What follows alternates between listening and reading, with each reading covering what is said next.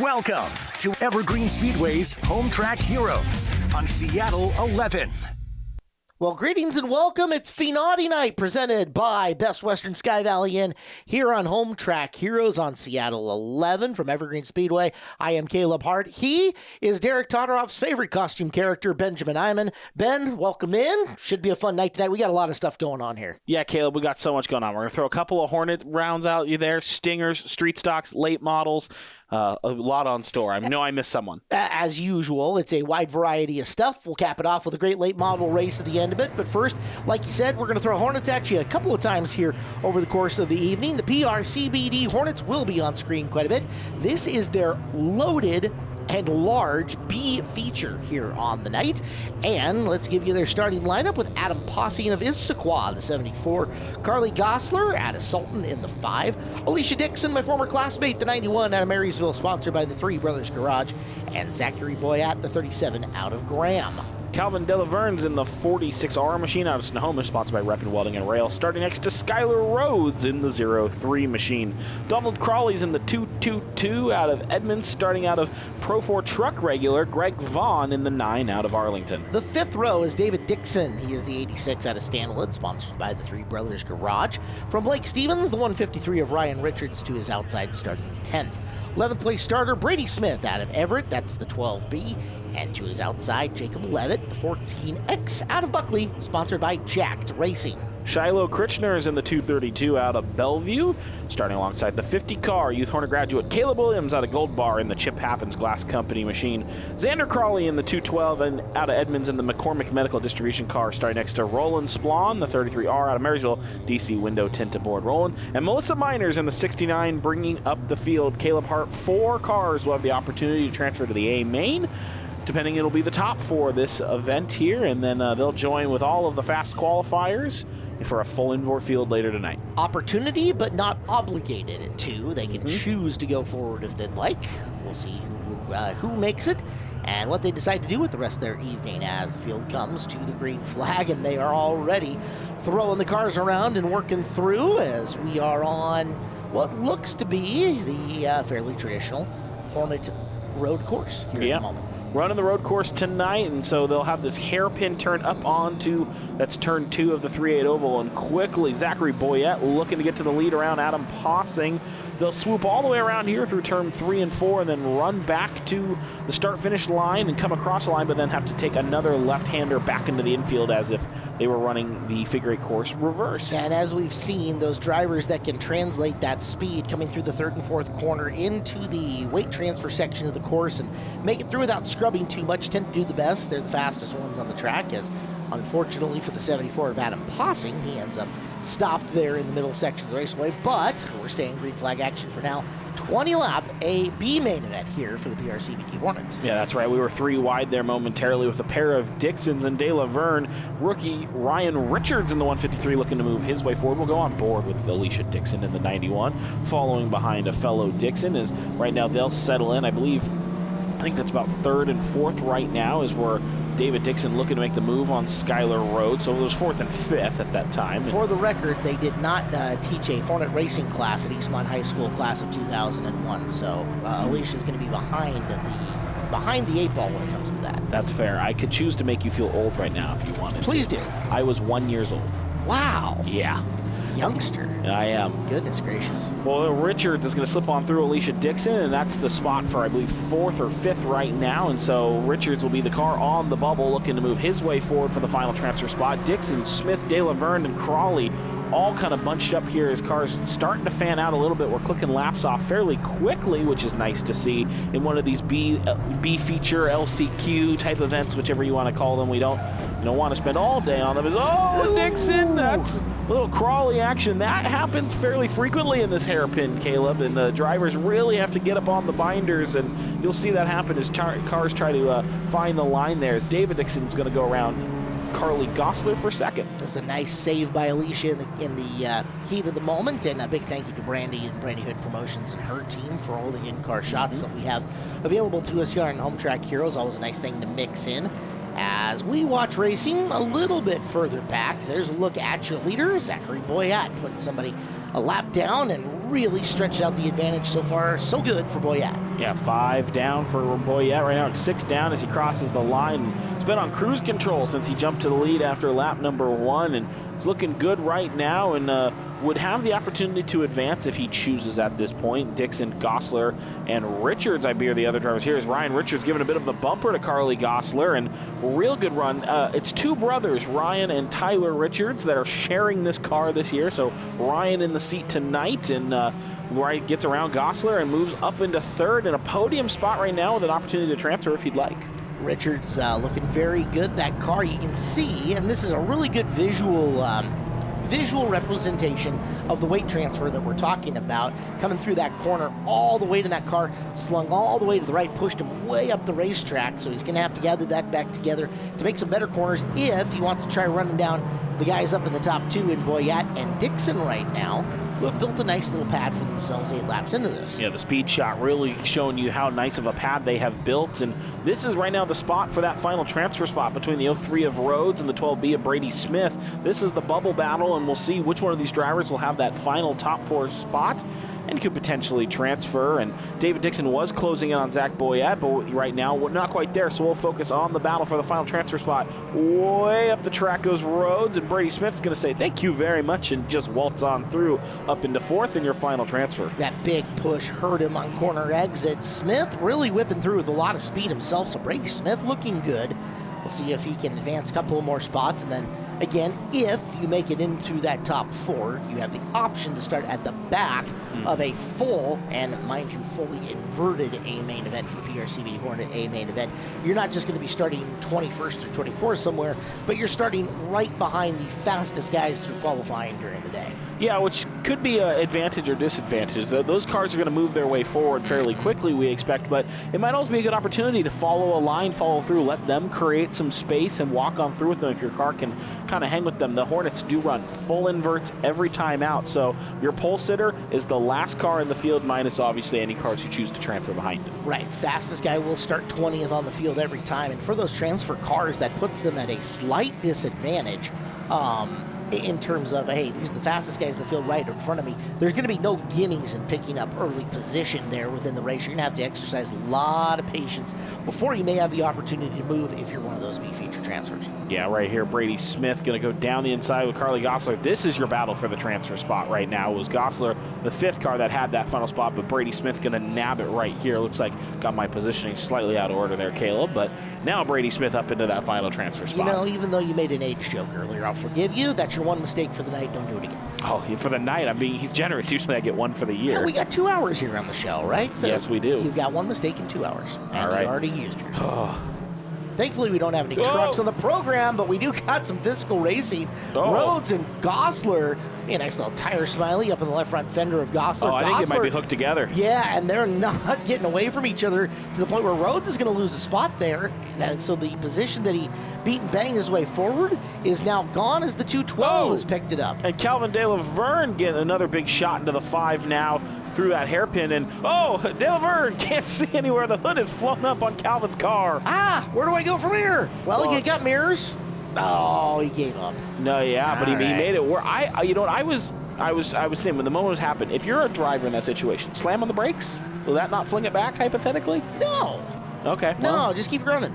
You just finish the race. Yeah, all gas, no brakes. Oh, well, I like your approach a lot better than mine. Zachary Boyette appreciates, I think, De Laverne getting off the racetrack with 5 to go. Still comfortably leading, but David Dixon starting to close in a little bit. That 86 starting to get closer. There's Caleb Williams into the picture, not in the positional battle right here, but this 37 looks real racy, Caleb, and right now, sitting comfortably, still holding, minus the rear end kind of hopping around as he's going through the turn. He's holding the bottom and seems to still be at speed. So that's not a bad thing necessarily, depending on whether the car is a front or rear-wheel drive car. If it's a rear-wheel drive car, the back end of it hopping around means you're losing traction. Front-wheel drive car means the car's going well into dive, getting lots of weight over the front tires and digging and making some speed. So all depends on what you got. Personally, that 37 car looks pretty well balanced to me. The car is diving down into the corner. You're not seeing it shimmy shake anywhere around the raceway. He's got a fast hot rod right now. Yeah, and helping him out right now is a couple of lap cars that are holding up David Dixon, really struggling to navigate through this section is the driver of the 86. Look at the gap Zachary Boyette has been able to open up with Dixon caught in some lap traffic. Richards rolling through there in third. We're on board with the 33R right now and seeing some of these cars slip on through, and more cars going a lap down. That's a Crawley that's going to go a lap down, and then Melissa Miner in the Kylie Ann Surian copycat car. That is Brad Surian's girlfriend in her very first auto racing experience here at Hometrack Heroes. Things we love to see, people making their debuts, and you know, we love it just when anyone comes out and tries auto racing. And not doing too bad. No, not at all. And Caleb? Oh, no. Keep it going. Keep it rolling. Yep, your white flag is out, one to go, and we'll stay green. That was a very good save to keep it primarily out of the grass, although looks like maybe, come on, we got this. Caleb Williams wanted to come out and suspect and see if he could help there, but Zachary Boyette, the run down the back straightaway. We'll see. I think we're going to stay green with only the one lap left to go, and Miner did get the car picked up and still going. So off turn 4, Zachary Boyette is going to look towards the flag stand and is going to win this B feature and have the opportunity to advance. David Dixon comes home in second. Ryan Richards in third, and your battle for fourth will be the final transfer spot.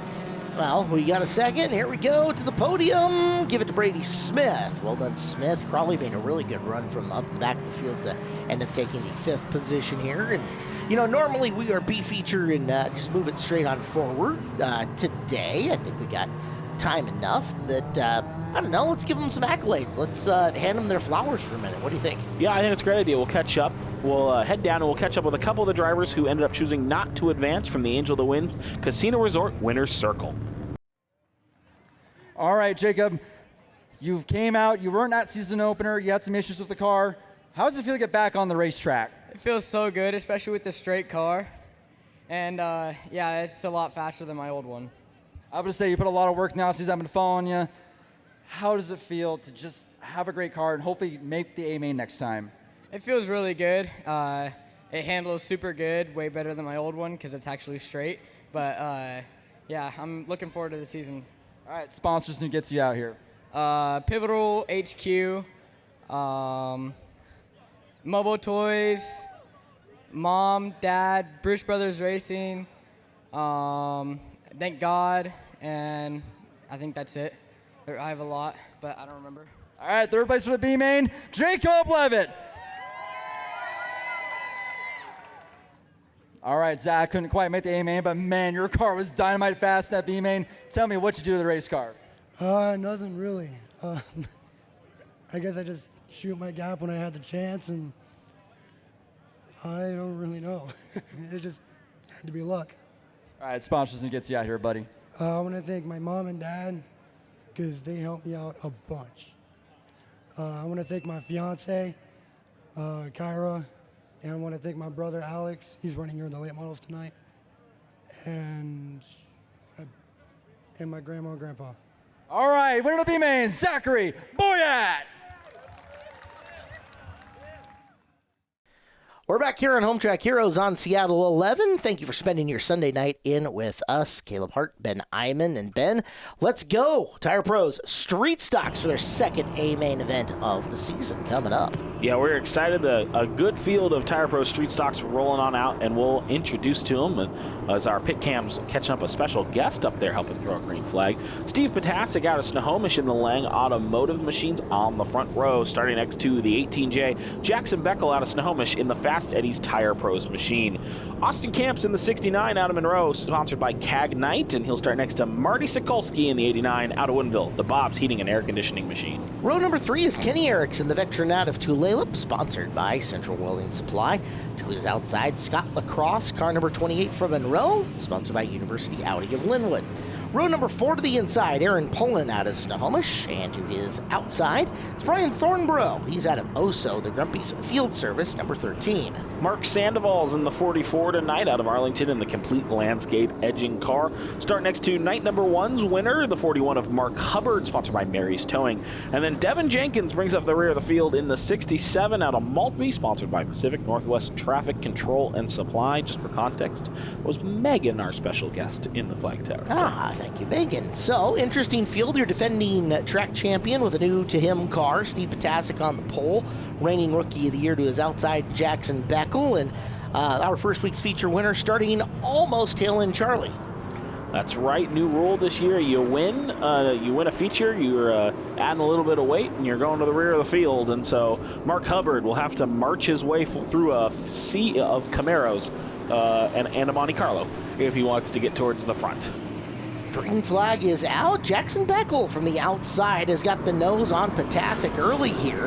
And it is Beckel leading lap number 1. 30-lap A feature here for the Tire Pros Street Stocks. And once they get them rolling, these ones tend to clip off relatively quickly, so don't blink, you might miss this. Boston Camp going a little off-roading, and the track got a teeny bit wider out there, Caleb, this year, with they added a little bit of a concrete patch, but they also added a little bit of a concrete rumble strip as Kenny Erickson, Scott Lacrosse, maybe a little contact there, battle backfield. So track got just a little bit wider, but some speed humps that every school district in America would be proud of out there. So we'll see drivers trying to test their luck and try it out there. Austin Camp's really having to dig out wide there to be able to really dive in on that corner if he's kicking up dirt like that. That's a nice run for Sokolsky going to the inside here on Potasic. Wheel to wheel, door panel to door panel for just a blink of an eye as there goes Sokolsky blasting on past and trying to bring Camp with him.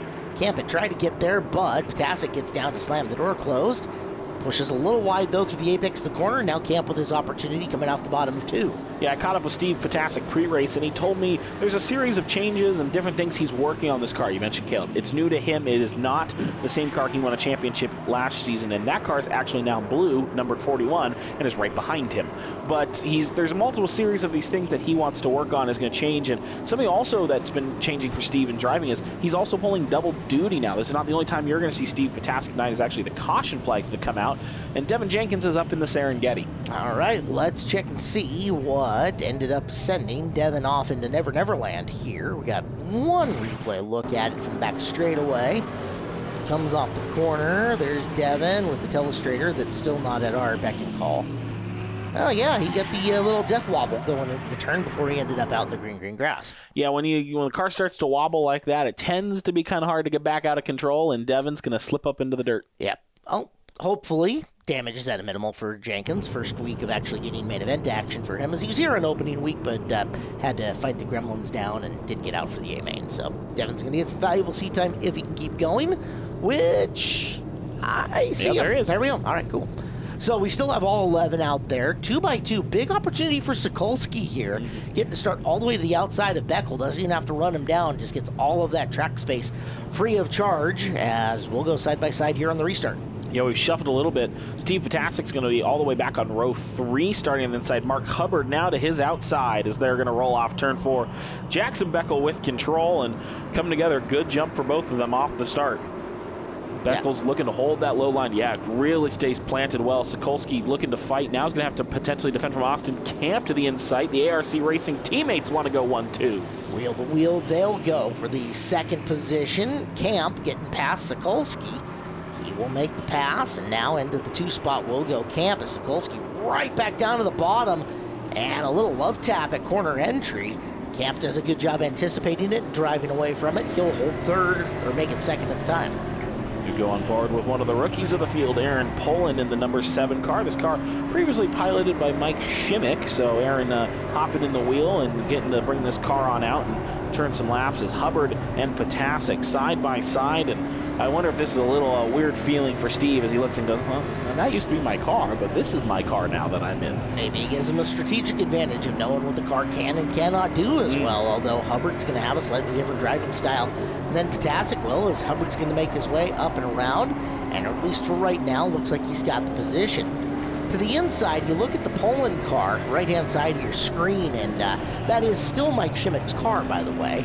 Mike just wanted the car to get out this year as he's going to be busy chasing his daughters with competitive, and I can't remember if it's gymnastics or cheer or something, but daughters are doing something which requires a lot of travel, and Mike said, I want the car to come out. Aaron Poland, one of the nicest guys you're ever going to meet, gets a chance to live his dream and race stock cars for a while. I love that. I love stories like that. And Aaron's doing a really solid job for a rookie as Marty gets a little loose and Camp going to hold on a second. Here comes Scott Lacrosse he's going to make this move car go to the outside and try to keep it to hold and plant down there. And Marty fighting back now with Austin, gets to the inside and going to look to defend. Monte Carlo Marty really trying to muscle his way off, and will off turn 4 is, whoa, Camp, that 69's looking real loose. He has looked loose for 3 straight corners now, and that's what first caught my eye when you got back to it, is the back end of that car is trying to step out and around, and you can see him losing some distance as Lacrosse going to stick the nose in. Whoa. If he can have a good corner here, might have him cleared coming off the turn. Give Scott Lacrosse third as, Austin Camp is having to Fred Flintstone that thing. He's really having to pedal. Yeah, this is a great view off of Mark Hubbard looking forward at the rear end of the Camp car as Steve Potasic now fighting back at the 41 going to the inside. So Hubbard going to maybe shut the door a little bit there and close it down on Potasic and Camp there. We're going to watch the rear end as he goes into 1 and 2. Following, looks like Lacrosse here going to kind of stay planted there, and now going to maybe try to fight back on the inside, but a little wobble there. And now through 3 and 4, Jackson Beckles loving all of this as these cars fight between each other. Look at the nice gap he's built up as there's the line, and there comes Sokolsky in second. So Beckel right now on a Sunday stroll home, if everything runs as it stands so far. Yeah, really enjoying this, and I'm sure the guys in the radio are telling him, all right, you got to lead. You don't have to push as hard as you normally would. There goes Hubbard slingshotting the outside of Camp. Oh, Hubbard just got into that dip a little bit. That hurt him. Camp managing to hang on right now, and you're right, that 69 car has speed. It's just he's got to get the handle. When that car is just a little loose, it's really fast, but it looks like it's a handful trying to keep it to just that little loose stage. Yeah, Steve Potasic appearing out of nowhere. Jump scare Steve hopping back in the one car, getting down to the inside, and Camp having now to defend from, this is a bit of deja vu for Austin Camp, defending from Steve Potasic and defending from this car, the 41 of Mark Hubbard. And right now Camp is really throwing the block all over he can. Potasic still fighting in the low lane. Hubbard's going to follow Camp up, and you mentioned this hump here. That is a significant elevation change as you go down to the flat section of the 5/8 oval, down that straightaway off that. So that has got, I'm sure that's got to be kind of jarring and definitely going to shake something up in that run every time you come down off that hump. You definitely want to avoid it. I like the adjustment that Camp made here. He's getting half a groove lower now into 1 and 2, and it's really slingshotting him down the back straightaway with a little more speed. You can watch him. He gets the car rotated a little earlier in the corner. Of course, he pushed going into the turn that time, and that's what allowed Hubbard to get there. He's going to have to try to beat him back to the bottom of 3 and 4 so that Hubbard can't sneak up on the inside. Contact. Oh, yeah, heads up. Nice save by both of them. Oh, but Hubbard's leaning, and that car's slow. Caleb. Flat right rear, flat right front, one or the other. Flat right front, it appears. And when you have a flat front tire, Caleb, where are you going to head? I would head down to the fine folks at Tire Pros, the official tire dealer of Evergreen Speedway. Tire Pros, your one-stop tire retailer, where honesty is the best policy, and they have a hassle-free guarantee. Tire Pros has all the national brands and offers nationwide warranty on your tires. Go to TirePros.com. Well, thank you for picking up what I was putting down. I read that one like a children's book. Oh, that's good. I've been reading a handful of those. They're right at my reading level, finally. Grover's Alphabet is my jam. Yeah, that's great.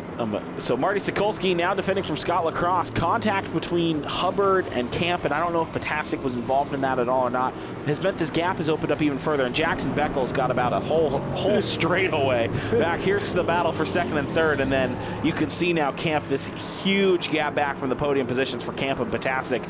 Just the kind of contact there, I think, maybe kind of shook that all out there. And if this thing's going to run green further out, only the one caution so far for the Jenkins spin, it's Jackson Beckles going to, I don't think, have any problems getting back home, and I'm going to knock on wood, and I'm going to throw salt over my shoulder and brake plates and whatever I need to do after I just said that. It is knowing my history. Yeah, it's one of the cool things about the street stock divisions. When they get rolling, you don't see that typical cautions, precautions kind of deal. They seem to get going. They're easier to handle cars at speed, and unless everybody's driving with their heads buried in something, you tend to get these kind of long green flag runs that really separates the men from the boys, and it is Jackson Beckel being very manly. Potasic really maybe trying to muscle in the outside, getting the elbows out a little bit. The one car is going to send it really deep on Camp in there. Will finally clear Austin Camp. That's the battle for fourth. And Potasic, I think it's just going to be a little too late for him to try to get a run further forward into the field and try to catch that podium, but does clear Camp. Yeah, that car still, tonight, it doesn't look like Potasic has got the absolute best of the best in what that car is capable of doing. He has still got a push in the corners that's scrubbing some speed for him. The guy who looks great with only 4 to go is Jackson Beckel, and his battle for second may not be over yet. Sokolsky has opened it up over Lacrosse, but we see Lacrosse, he really is driving that car deep into the corner looking to make up some ground. Yeah, definitely not over. And this is where I think strategy-wise it's going to get interesting. Jackson Beckel, if he hangs on here, is going to add 25 pounds in weight. He's going to have to start at the rear next time out. So that team is now going to have to go back under the hood and adjust and shift and make those changes knowing that. And he's got some great people turning the wrenches out there on car. You know, Augie Vizzoni, one of the big people I know helping him out. So I'm not worried about this 18J team having to make that adjustment, but it's going to be interesting to see if we get a series of different race winners each week, how that's going to affect cars throughout the year. I don't want Augie to get mad at me for giving up strategy, but he's going to have an entire week to figure out where he wants to put that 25 pounds, and he's going to be pretty specific and strategic about where it goes and how he's going to make the best use of it. As we get the white flag out, and boy, Jackson Beckel, it's a really good week 1 run. He was second after week number 1. He's going to add a win, so a 2-1 here in the early season for the 18J as he's going to get it sideways a little bit coming off the corner to take the victory. Well, Marty Sokolsky will hang on to second, Scott Lacrosse in third, but Jackson Beckel, to mention, pole to pole, Caleb, led them all here in the Tire Pro Street Stock division. And, you know, for a former champion in multiple divisions, Rookie of the Year last year, it was a bad open of the season. That really put the boat anchor on Jackson Beckel's season. Like you mentioned, second place opening night, the win now. He's definitely going to shake the anchors free and is going to have a little bit more breathing room as the season starts to crawl You know, on. Dad Josh and Augie, they do know the value of consistency when it comes to going out and scoring points, but really, they're coming out to win races. That's just it. Stack up those good finishes and race wins. Let points sort their way out. And, you know, if you get to the point where you're in a point battle to the tail end of the season, okay, maybe change strategy a little bit. But now it's early. There's a long different ways it can go, and we'll let it figure out and sort itself out. Heck, we're still in April, right? Absolutely. Well, let's catch up with them down at the Angel of the Winds Casino Resort Winners Circle. Scott, I don't know if you got any glimpse of the battle that was going on behind you at any point in that, but it once that kind of ensued, the three of you, Marty, and Jackson, were able just to drive away third place, getting back into the Street Stock division this year. Talk me through, how does this feel to end the day up on the podium? You know, their starting position, that kind of messed them qualifying, so I thought, well, it's going to be a little tough to get near the front, but I did see stuff going on behind me. I saw a lot of door-to-door action and stuff, and they were kind of dropping back, so I was just trying to run off with the other guys and hide and try to bring it home clean. So a pretty uneventful race, good time. Well, podium finish on night number 2's got to feel pretty good. Who helped you get the car out here? Oh, all my friends and family, appreciate all their support. John Leilani and Miller and Ryan, they all came out today and made my life a little easy today. Appreciate them. All right, third place tonight, driver the 28, Scott Lacrosse. All right, second place finish tonight, back up on the podium, got them all in. It was a kind of a tough race there. So many fast cars getting to the front, and so, you know, the crazy, you know, 3-wide action that happened to Carnegie, but ultimately second. What more did you think you tried to need to get to Jackson up there? Yeah, you know, those cars were racing up in front are super tough. I'm happy that we can, you know, represent the metric Monte Carlo crowd, if anybody's a big fan, racing all the Camaros. But yeah, it's tough. We work hard. But yeah, getting to run up front with those guys is fun. They're good drivers, and we just race clean and we have a good time. That's what you want. Second place tonight, who helped you get it done? Yeah, I have a lot of people. First off, my family, my wife, my kids, Bach, Emerson, Ruby. I got my sister's fiance here, you know, watching us, cheering us on. The Olson family, the Matthews family, the Mellon family, Bob's Heating and Air Conditioning, Matthews Lumber, Cascade Auto Clinic. I just have great sponsors and great help, and a lot of great friends. Second place tonight for the Monte Carlo driver, the 89, Martin Sokolsky. All right, Jackson, you were starting towards the front. You got the lead on lap 1, and you never looked back. And other than one restart, you were able to hold on to it today. Talk about, well, what did you have in that car today that allowed you to open up such a gap and come home with the victory? You know, today started out rough. Couldn't find out why the car was making such a weird noise. Dug through the whole thing, put a bunch of setups in it. I don't know. I was waiting for it to catch me that whole time. But once they told me I was about 2.5 seconds ahead, backed her down, and here we are. Yeah, you were very quick there. I don't know if you got a chance to catch it. Brian Thornborough saving it on here on the front stretch with a couple to go. Man, the caution didn't come over. You were able to run home. Who helps you get that machine out here? Tire pros of Everett, you know, Fast Eddie, he's a big help. Everybody standing here to help me out.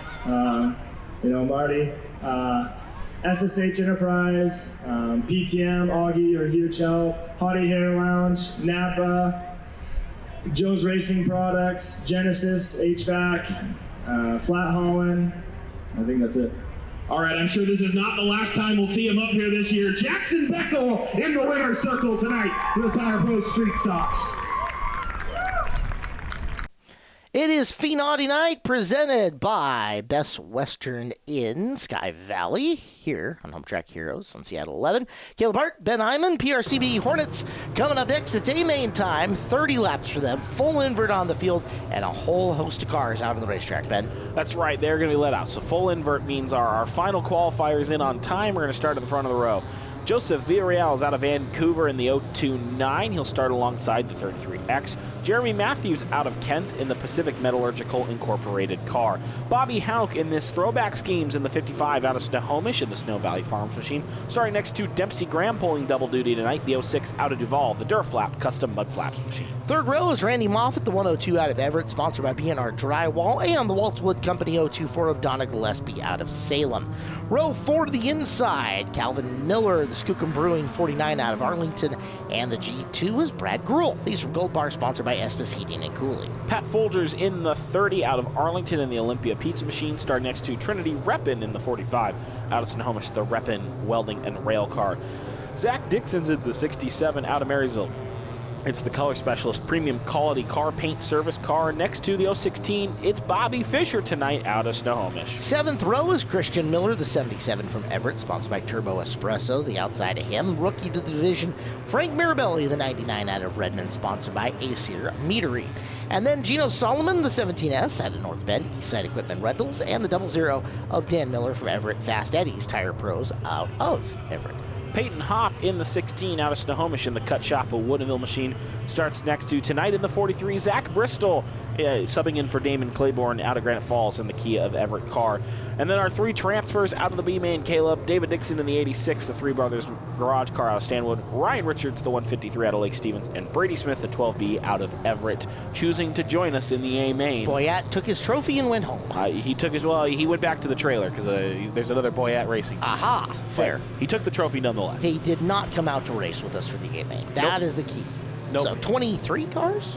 23 cars. All right, I'm in. 30 laps. This will be fun.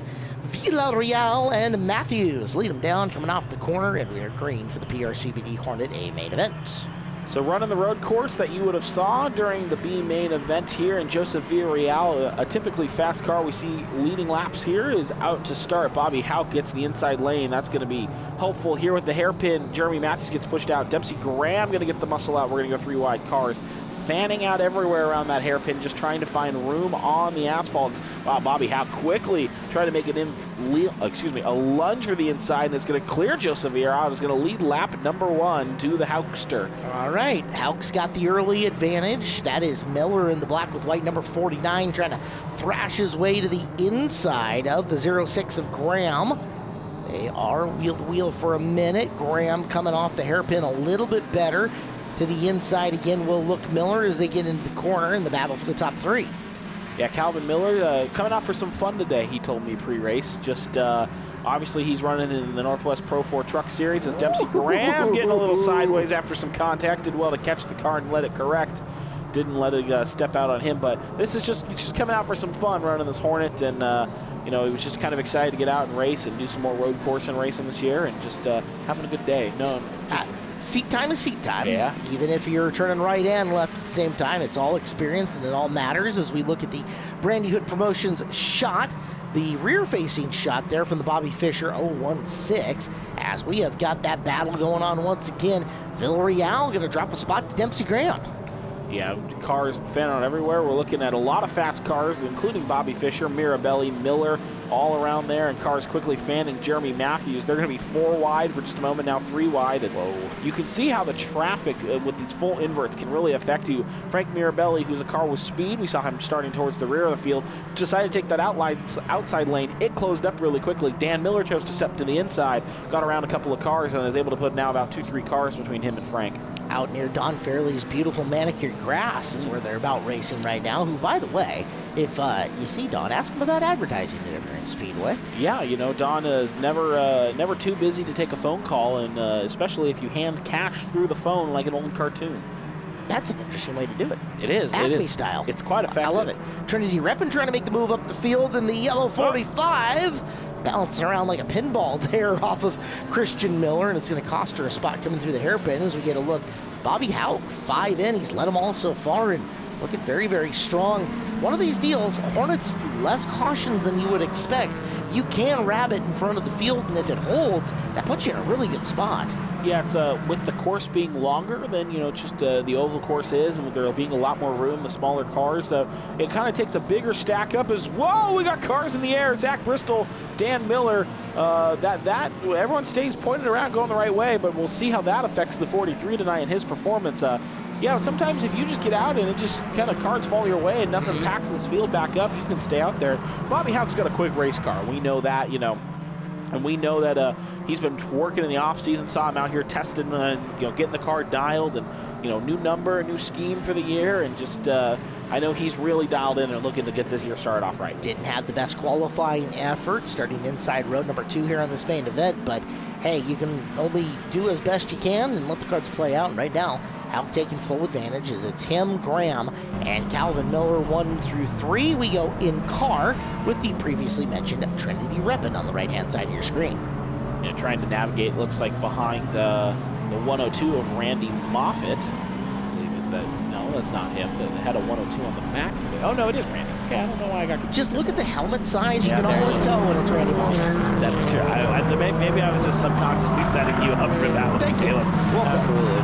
So Trinity Reppin, you can see, well, I love being able to get a look at the shifter as these cars come around here and how they're shifting and who's going up and down to try to navigate this hairpin section. And you can see sometimes cars really got to wash up to get around the hairpin. Not necessarily a bad thing in that section of the racetrack, is because with these cars, if you can get your car to stick and you can find some pavement and some room in front of you, you're going to slip on through. As Moffitt's going to slip on through Joseph Villarreal. Villarreal maybe looking for a crossover, not going to be there. So Randy Moffitt moves his way forward, and no problems for Villarreal for a moment. He got stepped down and is going to lose quite a few spots.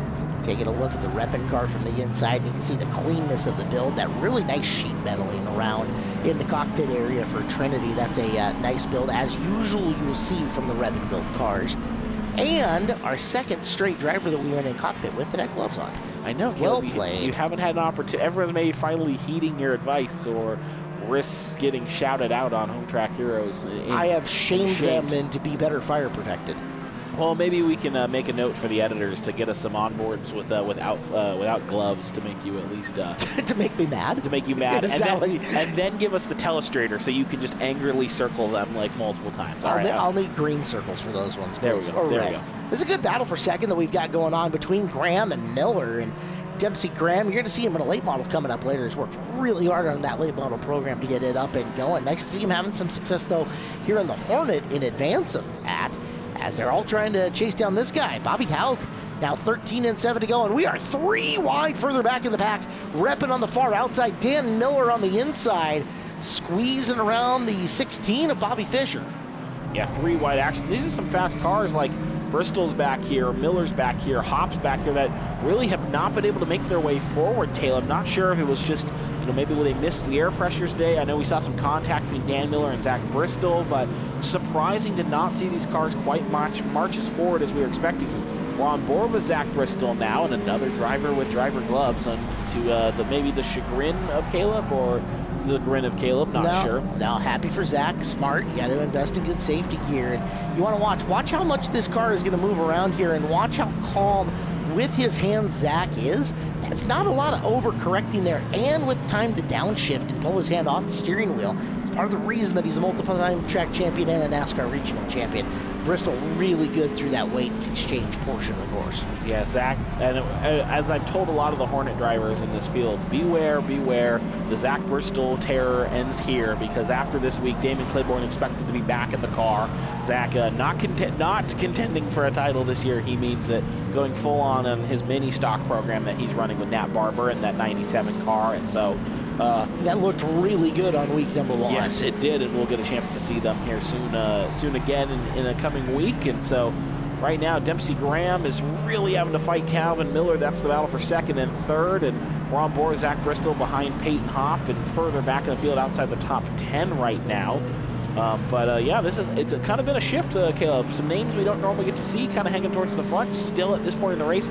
Dempsey Graham, you mentioned with the late model program, they were out here opening night 1, but decided to scrap running the Hornet. It wasn't acting right for them, so they threw it away. They focused on the late model then, but so happy to see Dempsey get it out here this week. I think this is more indicative, though, Ben, of what you mentioned earlier, is that we haven't seen that big stack-up event. We haven't seen somebody way sideways to get the field brought back to each other. There hasn't been an abundance of slower traffic to keep Houck and Graham and Miller from making these long, clean, fast laps. And as such, those guys that are fast at the back of the field are having a hard time picking their way through. You've also got a guy like Brad Gruhl, who Gruhl has won multiple features here this year, didn't time in so well. That's hard to pass. And you're seeing Miller, Solomon, and Moore coming up to try to get by him. They're not going to have an easy time getting by the G2 because that's a fast driver and a fast car. Yeah, Brad Gruhl is going to really defend well there, and we're going to take a look at Christian Miller and Gino Solomon as well. We'll go on board with the turbo espresso machine of Christian Miller. And Miller top 3 in points a year ago, looking to maybe move up a spot or two if he can and claim a championship in his own right. Another one, hopefully going back to that Hornets Nest racing crew. It's the Hendrick Motorsports of Hornet racing. I will let them use that one on a T-shirt if they'd like, unless they're Toyota or Ford fans. Then no. I think they're fans of whatever's fast. Personally, as we watch Miller in here through.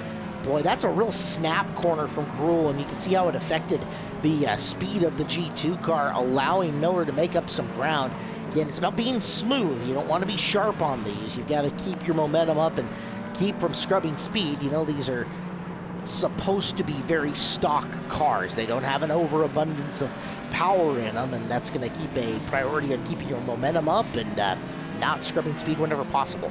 Well, while we've been on board Christian Miller, Dempsey Graham got the back bumper to Bobby Houck through the hairpin section. The battle for the lead heating up, and Calvin Miller's right off the edge here as we'll go full screen. He'll probably reappear here in picture, and yeah, there it is. There's your leaders. Finally, I'll say this. Finally, Caleb, we've put 21, 22 laps down.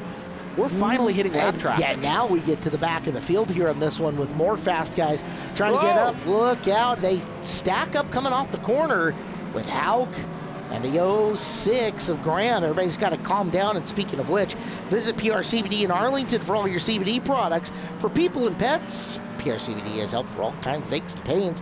Go to PRCBD.com, use the promo code RACE. PRCBD, proud sponsor of the Evergreen Speedway NASCAR Hornet Division. Tell Joel and the team Evergreen Speedway sent you. Well, while we were hearing from PRCBD, right now, Bobby Houck, something has shifted in that Dempsey Graham car. He got wickedly loose through 3 and 4. He's having to kind of run about half groove up a little bit and doesn't quite seem to have that quite leader speed at the moment because Bobby Houck has gotten up and driving away and now is going to look to start to put lap cars in between him. You know how a boat sways gently with the waves in the ocean? That Graham car has started a little bounce, for lack of a better term, and I can see it. It's almost like the back of the car looks lower than the front of the car was originally started, and I don't know if something in that exchange affected suspension, but that car has that same waves on the ocean bounce to it. It's very subtle, but it's making it harder to control for him. Miller has gotten around and is sitting in second. Graham doing everything he can to battle for third with Christian Miller right on the back of him, and in fact Gruhl has gotten by as well, so Gruhl now 3, Graham 4, Miller 5. Yeah, we're on board the Seatown Electric Plumbing, Heating, and Air car of Brad Gruhl, and he's trying to hunt down Christian Miller's now trying to get around Dempsey Graham. That's the battle for 4th right now. And Dempsey, yeah, you can see, as Caleb was pointing out, what he's probably fighting in that race car right now. Lap traffic is holding up Bobby Howe, Calvin Miller right there. Then Brad Grewell in third, Christian Miller, no relation, then following back behind. And so this is going to get interesting as some of these quicker cars, Caleb, are catching right at the tail end of this race. Bobby Houck trying to hang on, and this would be a huge statement win and a first win for the driver of the 55. It's put up or shut up time for Houck, as he has not really been pressured over the course of this, and now he has second, third, fourth, and fifth rolling close enough to him that if he makes a mistake, they're going to be right there. But time's on his side. 3 to go now, and coming into 2 to go off these corners. Bobby got a little bit of the muscle out and moved that lap car up the track a little bit, Caleb. So not only does he have time on his side, he's also got 2 lap cars in between him and Calvin Miller. So Bobby getting the elbows out a little bit as Dempsey sends it in real deep, making a Grewell sandwich. Oh, contact with Calvin Miller. Brad Grewell into the back left rear. Dempsey Graham on back through, back up to second. Here comes Christian Miller. Third, fourth, and fifth are 3 wide. And Gino Solomon poking a nose in as they go 3 wide into corner number 3. Solomon looking for 3 spots here on this lap alone as he's up into third, right in behind Graham as we've got the white flag out for the final time. Bobby Houck's got to be loving this. There's multiple lap cars between them, and this is exactly what I need. He's got to the front of that train. Contact between Christian and Calvin Miller. More door banging. They're side by side. Here's Frank Mirabelli appearing into the picture. Anything can happen on the final lap of Hornet Racing, as coming off the corner for win numero uno will be Bobby Houck. Congratulations to him. For second, it is Gino Solomon out of nowhere, and Dempsey Graham collecting the podium in third. What a race. Wow, that was quite an event. Congratulations, Bobby Houck, breaking through, first win for him. Throwback skiing, new number, might just be lucky, might just be the one he's looking for. We'll have to see what he has to say as we head on down to the Angel of the Winds Casino Resort Winners Circle. All right, Dempsey, you got the Cavalier running. You had problems at the first night out. What did you do to make that Cavalier look so strong tonight? Just went through everything, made sure nothing's going to blow up this time. I would say you had problems last season, motors blowing up, brakes blowing up. How does this feel to get on the podium here tonight at Evergreen Speedway? Feels pretty good. I mean, I'm thinking I should focus on the Pro Late model car I just got, but now that I just placed third, first race back out, want to race the Hornet a little bit more. Well, I'll let you get your Pro Late out, but first of all, sponsors and who gets you out here? M&G Construction, his hands landscape and construction, Always Excavating Construction, Formula Brewing, Duraflat Mud Flaps. I'm sure I'm forgetting a few, but yeah. Well, great run tonight, 06, third place tonight, Dempsey Graham. Gino, a white hot start to your season. What's your secret? Just be patient. Just be patient and let the race come to you. And it came to me again tonight, so it was great. It was great. I would say you're bound for 6th of Christian. A lot of bumping, a lot of banging. You are the benefactor. When you're in a situation like that, what goes through your mind? Just stay back and wait for something to happen and then make your move. So and that's what I did. So there was that tie up in the chicane there, and I was able to get by everybody, which, hey, I'm glad. So very happy. Hell of a run tonight. Sponsors, who helps you out? Eastside Equipment Rentals and Hair Inc. And I want to thank all the fans for coming out. Appreciate it. Gino Solomon, second place tonight. And now, for his first career win, let's welcome the 55 of Bobby Houck. Bobby, you did not have the season over you wanted. Tonight, I call this redemption. What does it feel like, man? Redemption, 100%. Didn't qualify the best. I'm not happy with where I qualified, but a win's a win, and I'll take it. Man, that 55 was on rails. Is this your season? I sure hope so. If this is my season, we're golden. All right, sponsor, who gets you out here, brother? Snow Valley Farms, Hair Inc., and then Full Throttle Graphics. I also want to thank my fiance Sheena, Barb and Chuck, Ron and Kathy. One thing I do want to say, though, I was 08 last year, changed my number to 55.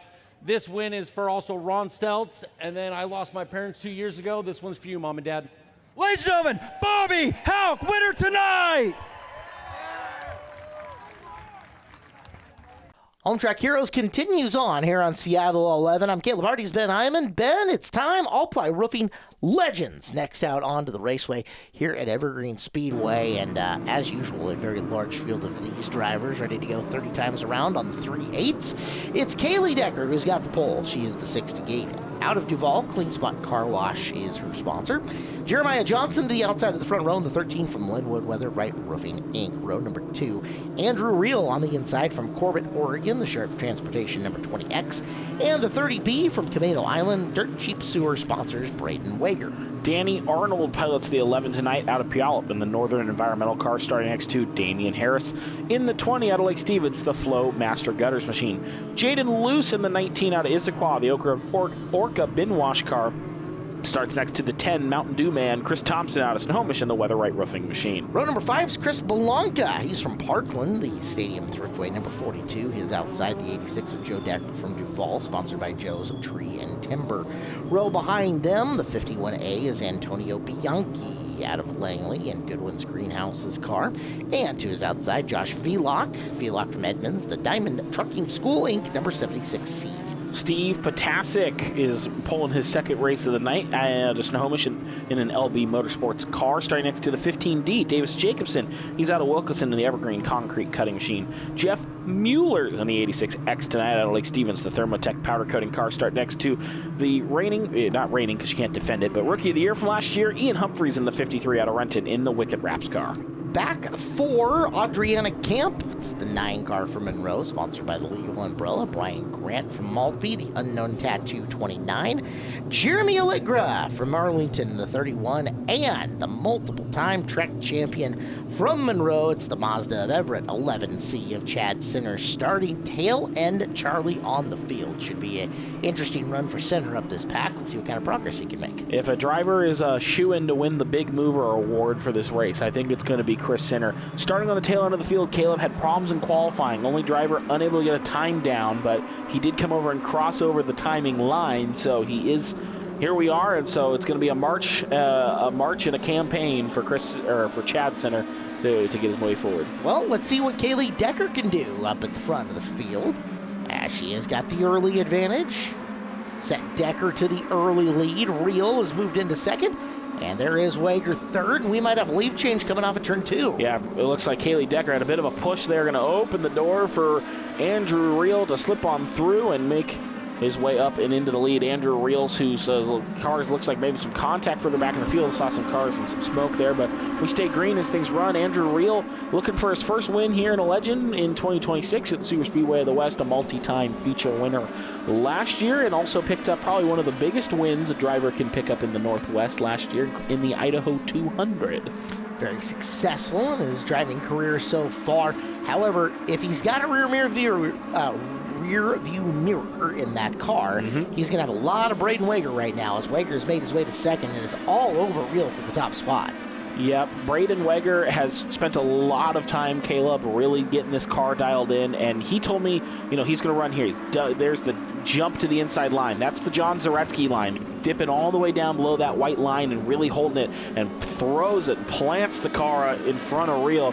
He told me that he's confident no one's car handles better down there running that low lane. He just feels so confident every time he takes the car down low.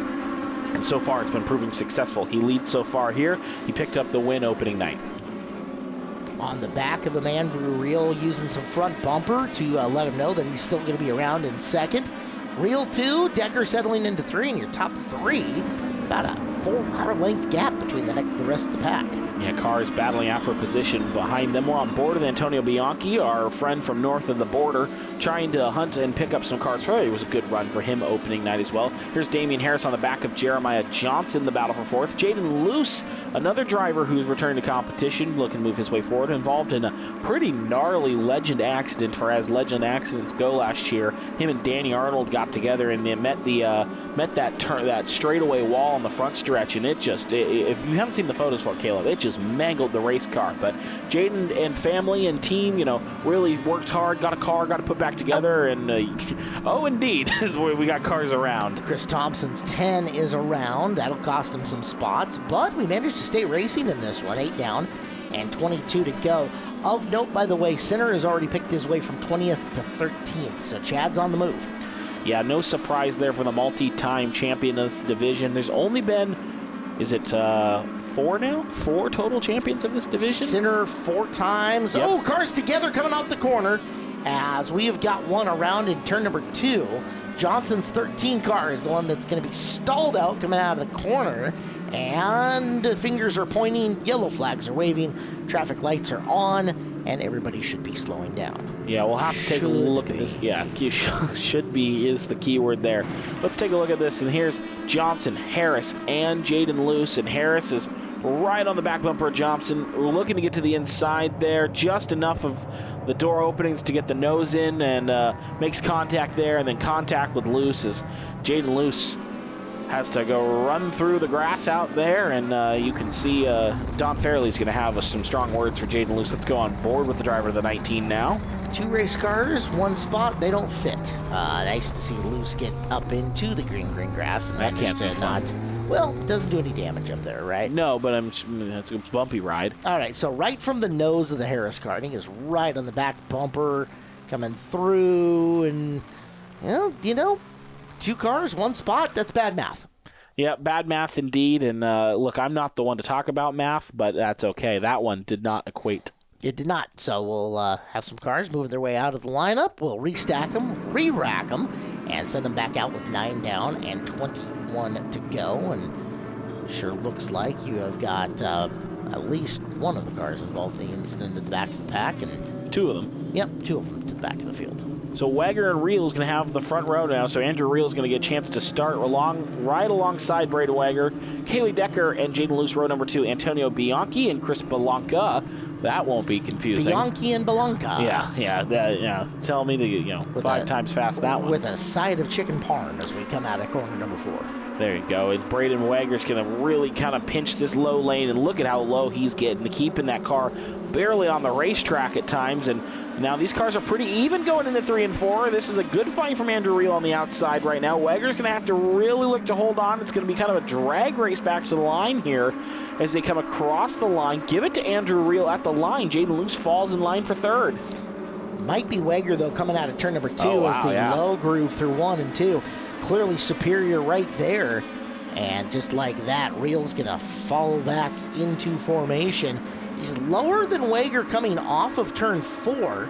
And right on his back bumper looking to make a move is there's Chad Sinner. Look at that. The former track champion moseying his way up the field. He is now up to challenging Bianchi in the 51, but we have got one around, and we'll have to bring this race to a stop.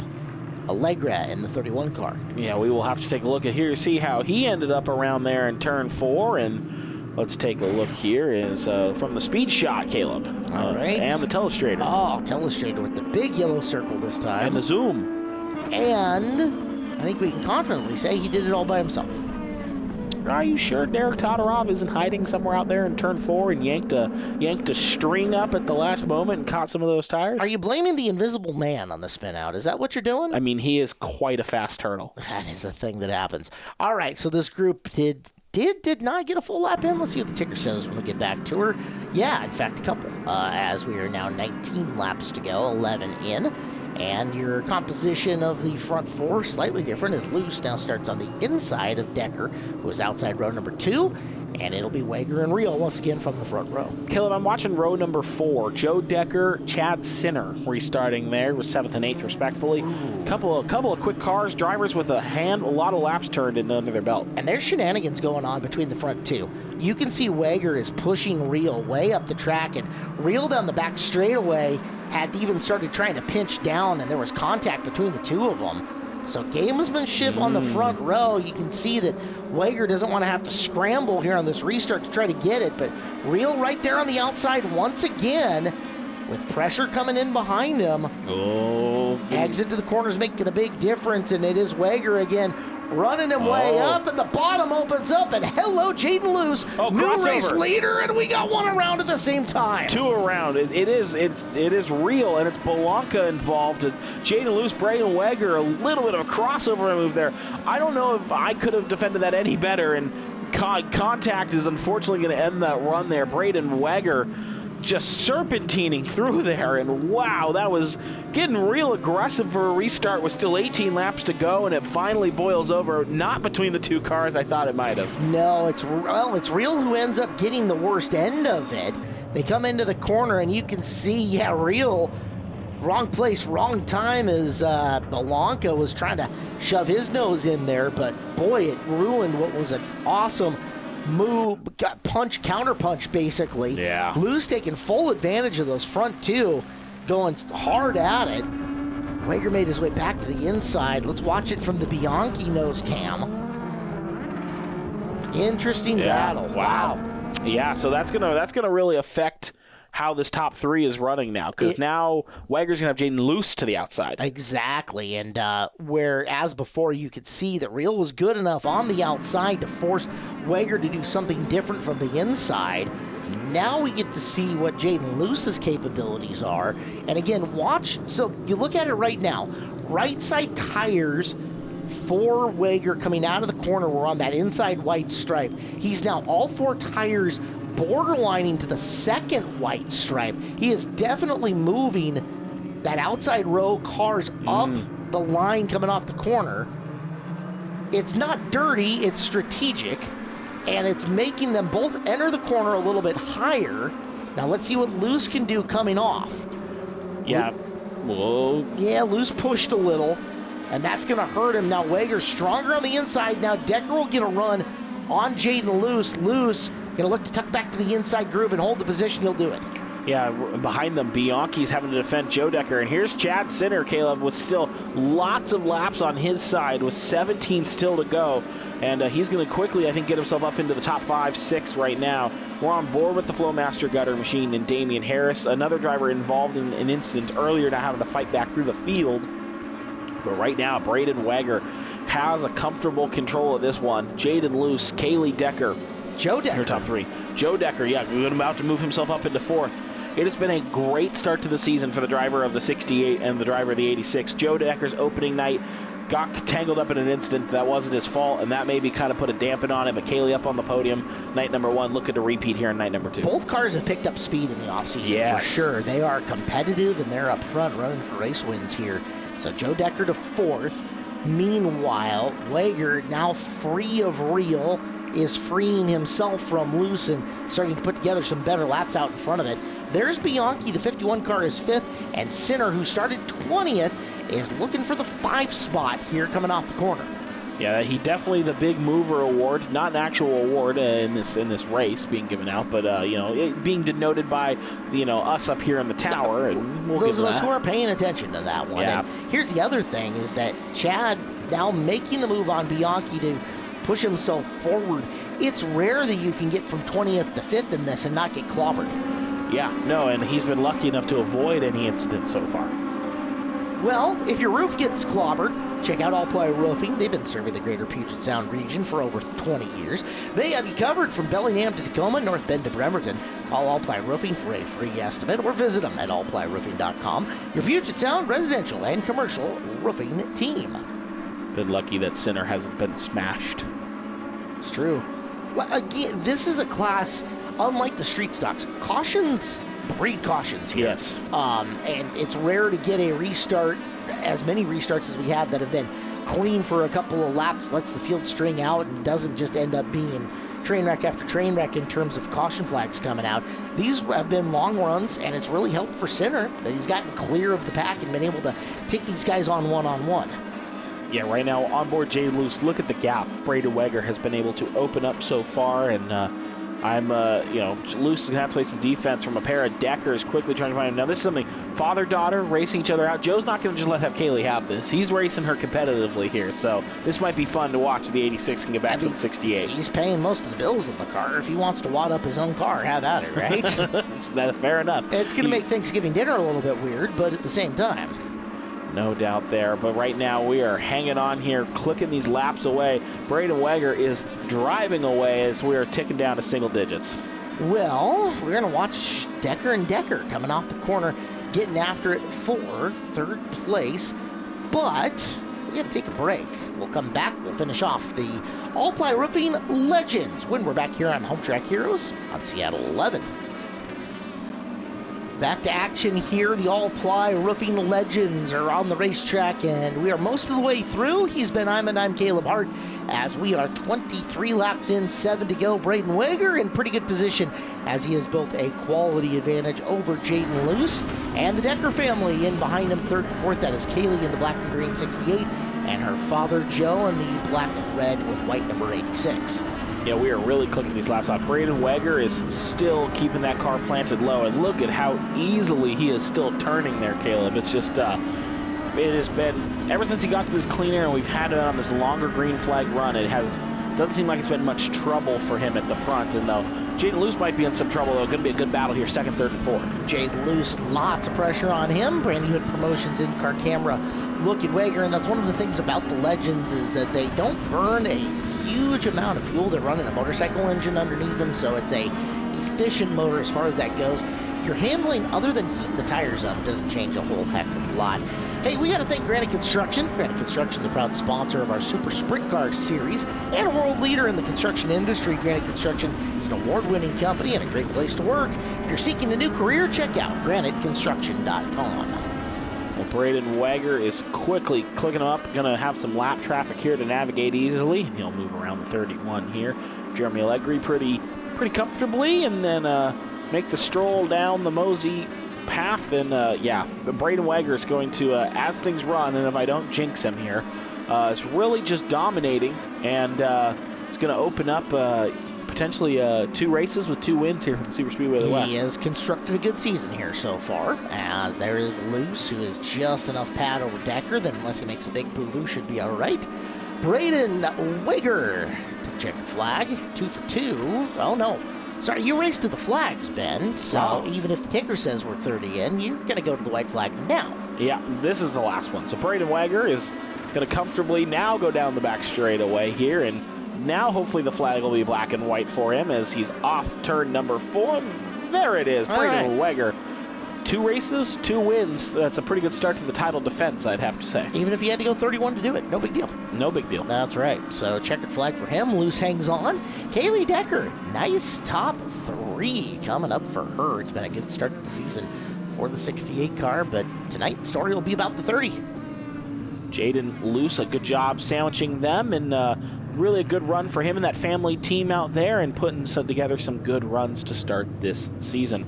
Well, Braden Wager, Jaden Luce, and Kaylee Decker are all going to pull on up to the Angel of the Winds Casino Resort Winner's Circle, and we'll have a chat and catch up with them right now. All right, Kaylee, that's 2 podiums to open the year so far. The car seems dialed in and fast. Walk me through that one. It was you, it was Jaden, and Braden for most of it at the end. Yeah, no, it was a good race. Jaden and Braden, they're both great drivers. I just need a little bit more. We're going to keep working hard, and we'll get it at some point. Well, who helps you get that car out here? I'd like to give a big thank you to my mom, my dad, my sister, my grandma and grandpa Decker, all my friends, all my family, and, of course, all my sponsors, Clean Spot Car Wash, FS Auto Works, TDC Automotive, Buddy and Eve Buck, Duval TV, R&B Productions, Lewis and Maine, Angela Pioli, Central Welding Supply, the whole LB Motorsports team, and Duval Dazzling Designs. All right, 3rd place tonight, Kaylee Decker. Strong run to open the season so far. 2nd place tonight, driver of the 19, Jaden Luce. All right, Jaden, I came up and I talked to you before the race, and you were warned that talking to me pre-race might have meant you were cursed. I'm going to take this as a reverse because you're up here on the podium, 2nd place, though. What more did you think you needed to get to Braden? I just needed more in the long run. After like 4 or 5 laps, I was physically just worn, and that's stuff I got to do off the racetrack to make myself, like my neck not get sore and all that. So I just got to make sure we lock in during the off season more and just, work on myself. Well, 2nd place still got to be pretty good, though, for you guys. Who helps you get that car out here? Northern Environmental, Orca Binwash, my mom, my dad, Ricky Arnold, my grandma and grandpa, my sister, just my whole family. All right, it's a strong run up on the podium tonight for Jaden Luce. And your winner, going back-to-back up on the podium, driver of the 30B, Braden Wager. Well, Braden, you were starting towards the front of this race, and you got out to a lead, and you didn't look back, but a couple of cautions throw there and there. What's it like when you got to grid the field back up, restart when you're coming in from a lead? I mean, it's unfortunate. It's nice to have some clean laps and get some clean air, especially to battle up front. But I mean, the car was a little tight. I feel like we all were. So, I mean, it helped out a little bit. It made it a little more racy, and it was just fun. You were up there leading most of the laps there, but having to fight from Jade and having to fight from Kaylee. What's it like driving the two of them? It's super fun. I've raced with them all my life. They're super good racers. I've had great battles with them through many, many years. It was a super fun time battling with them and Andrew Reel. It was super fun battling with Andrew side by side for a few laps, and it's always great just having fun battles out here. And who helps you get that 30B in here to victory lane? Francisco and Colin King, Dirt Cheap Sewers, Blue Collar LLC, STR Plumbing, Snohomish Golf Course, Nexus Fab, Pacific Street Ross Purcell, Central Welding Supply, my mom, my dad, Tracy DeYoung, everyone that came out to help me, and all my crew, everyone that came out tonight. Starting the year, 2 for 2. It's the driver of the 30B, Braden Weger. Braden Weger, 2 for 2 on the year. Congratulations to him. Congratulations to crew chief dad Paul, and say hi to his mom Tiffany. Hi, Tiffany. We're ready to rock and roll. It is Buzz In Steakhouse Stinger 8 time, and their lineup for 30 times around, our most dangerous intersection in all the world. Coming up, it is Bryson Wingfield, the 65 out of Snohomish, the ANC Glass car. Brad Surian is the 67X out of Snohomish, Waltz Wood Company. Row number 2, Hawk Jenkins out of Maltby. I'd Hit That Motorsports in the 35.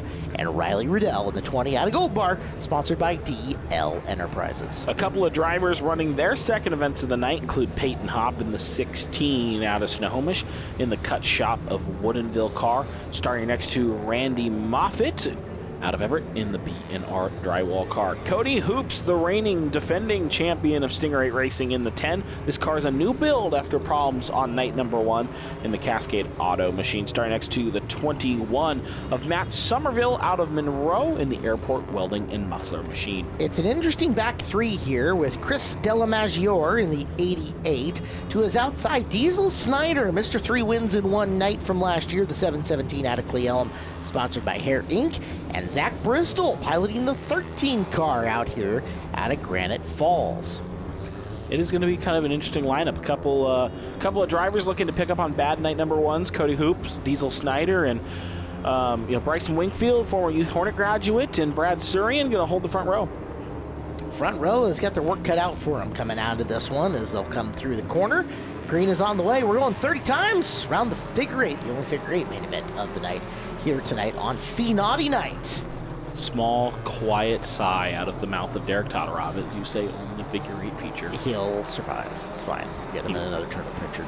Out in front, Brad Surian, that's Kylie Ann's dad, pushes a little wide getting into the left-hand turn, and Bryson Wingfield, the rook, jumps up to take the lead on the opening lap. Yeah, Youth Hornet graduate jumping into Stinger competition. Obviously, has got a great team there helping him out and looking to lead some laps early as young Bryson. He has got the top spot. Surian is second. Rudell sits in position number 3 with Jenkins holding down 4th at the moment.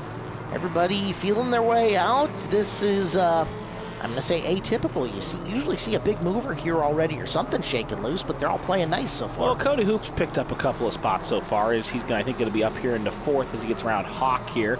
Going to lean on Hawk a little bit. We're missing some usual characters from Stinger 8 Racing tonight. We're missing the Jenkins and Funk. We've only got one Jenkins car out here so far, but also we're missing a Weldon and the president of Club No Lift. That sounds like the name of my law firm, Jenkins and Funk. Yeah, yes. You know, man, oh, trademark that. I'm gonna go have fun in Photoshop after this. You should. The new build on the Hoops car looks good. He is very, very solid. Now let's see what he can do as he's worked his way up and past, and now is got the inside on the left-hand corners. Oh boy, intersection getting busy. You saw Wingfield have to burp the throttle, and Surian taking advantage, launched to the outside, but unfortunately he got caught in the wrong end of the pole. Looked out. Nice check up there at the intersection. Yeah, else that could have gotten ugly. No contact there. Lots of contact everywhere. There's Randy Moffitt using that big noggin to divert good bump in there and goes back down the inside. And wow, those we're really getting aggressive early, fellas. We're only 6 laps down. Please. And yet everybody is staying straight and on the straight and narrow here. Nobody has gotten spun out and into the tulips yet. Nobody's had to go off course. And hey, a little contact kind of expected here in figure 8. Yeah, absolutely. You know, it's I think the typical thing we see is flagman JD will walk down to the flag cove. You can see him standing there, and the black and the blues and all the flags kind of get fumbled up, and we expect these drivers to kind of lean on each other a little bit. That black flag that will kind of stay at home a little bit longer. It will get used. Don't get me wrong. I have seen it. But it stays at home a little bit longer, and these drivers are given a little bit more leeway to kind of bump and bang on each other. Hoops just narrowly escaping the intersection that last time by as he has taken over the top spot from Bryson Wingfield. Here's Riddell. There's the love tap to Somerville. There's Somerville a car on the outside there. hanging on. Yep, he'll shoot through as it's Sergeant getting moved backwards. And then, they go hop, skipping, and jumping as Somerville and Surian get wide. And Rudell's going to take some spots back, and Brad's going to hang a right-hand turn. Yeah, he's going to head on over to his local Tire Pros dealer and get that taken care of for him. And right now, it's JBR cars leaning on each other for this battle further back behind the field. Here's Peyton Hopp and Diesel Snyder. First time we've had a chance to really talk about them in this main event, looking to move their way forward around Bristol. They're running, 6, 7, 8 range, I'm guessing, on this lineup? Yes, you're correct there. And Bristol obviously subbing in tonight in the 13 car, and so sub-driver extraordinaire tonight on FEENAUGHTY night.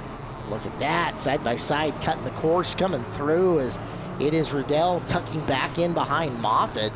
Moffitt trying to keep the younger driver in and behind him, and yeah, back bumper getting a workout for Randy Moffitt as Riley Riddell putting the most of that cowcatcher to work on the front end of the car. No positions changed, though, in that exchange. Yeah, right now, Hoops, Wingfield, and Moffitt, and I think we're trying to get everyone straightened out here. Let's go on board with Cody Hoops. Look at that. Look at that. That's some beautiful beautiful space there. Whoa, Cody had to take some evasive maneuver there around Chris Dellamaggiore, and Cody is one of, if not the best at the business at shooting the X in one of these cars. See, it went from tranquilo to very active in a big hurry there in the last time, although it's much more calm as he goes through the intersection there. Watch as he comes around. He's turning right. This is the south pole, and there you can see as he's keeping a half eye to the left, make sure nobody else is running through as he times up that intersection, hugging that white line just right so nobody can get out underneath him, and drifting the car out just wide enough that way nobody gets to the bottom of him coming through the right-hand set of corners. It is textbook by Cody Hoops, the former track champion. Yeah, he'll get the halfway home here as he comes back around to the North Pole. Ho, ho, ho, 15 to go. Cody Hoops is right now the class of the field, and he's has the opportunity where if he wanted to check up for that intersection a little bit, he could. Not going to, he says, though, right now. As continues to shoot as Diesel Snyder gets the muscle on Wingfield, and yeah, right there, that's what I'm saying. Cody, you didn't have to do that, buddy. But he did. But, that's what's going to allow him to continue to grow this lead. You can see a car check up. Cody's not going to, and right now shooting between a Jenkins and I'm not quite sure is that Hop or maybe Bristol that he's kind of picking the gap for, and having to get a little selective, but really smart and opening this gap up. It's only going to allow him to string the lead out even further. Yeah, again, you have to do that as a leader. You can't continue to check up for the intersection because eventually the rest of the cars are going to catch up to you and get you. Hoops, like you said, masterful job of picking his spot, timing it up, and getting through without incident. Meanwhile, this race back in the pack, Bryson Wingfield's had a good night. It's just starting to spiral a little bit for him as Bristol getting by and bringing another one with him as he got kind of moved out of the groove. Well, I'm watching the onboard. How is Cody Hoops navigating these sections of the track? I don't know if he just has like a psychic sixth sense. If not, we should call up my friend M. Knight and get him working on that. Well, we can certainly do that as the most dangerous intersection. She's active right now for your race leader, Cody Hoops.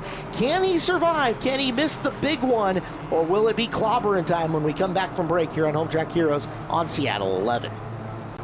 There are 11 laps to go here on the main event for the Buzz Inn Steakhouse Stinger 8s.